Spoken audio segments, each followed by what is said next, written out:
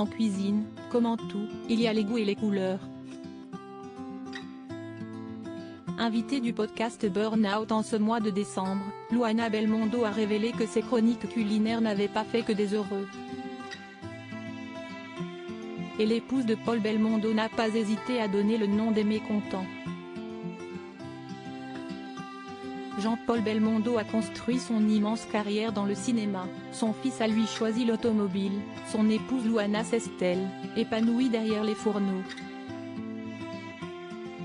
Après plusieurs années dédiées à l'éducation de ses trois garçons Victor, Alessandro et Giacomo, la belle italienne a décidé de faire de sa passion, la cuisine, son métier. En 2010, les portes de Canal+ s'ouvrent grand devant elle, et on lui propose d'animer sa propre émission, Bienvenue chez Luana, sur la chaîne Cuisine Télévision. En 2011, elle teste ses talents pour C'est à vous, une émission alors présentée par Alessandra Sublet. Devenue l'un des chefs récurrents, elle édite ensuite ses recettes italiennes dans un recueil, À table avec Luana.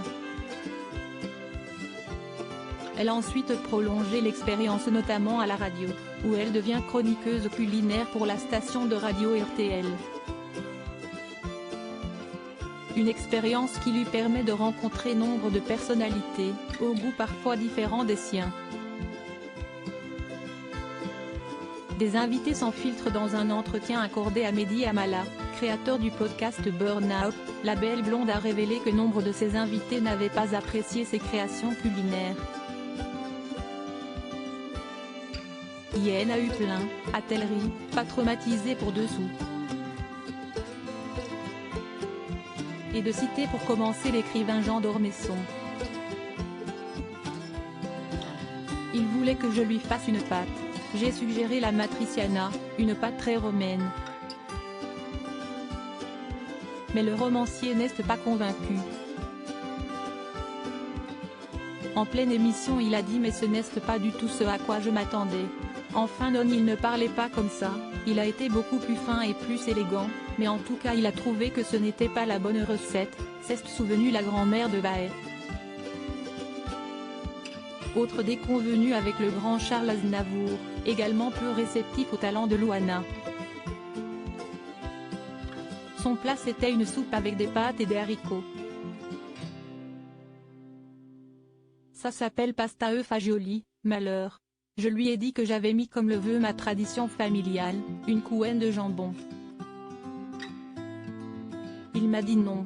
T'as pas mis du lard là-dedans. Il a rien voulu goûter et il a dit en direct de toute façon manger, ce ne sera pas bon.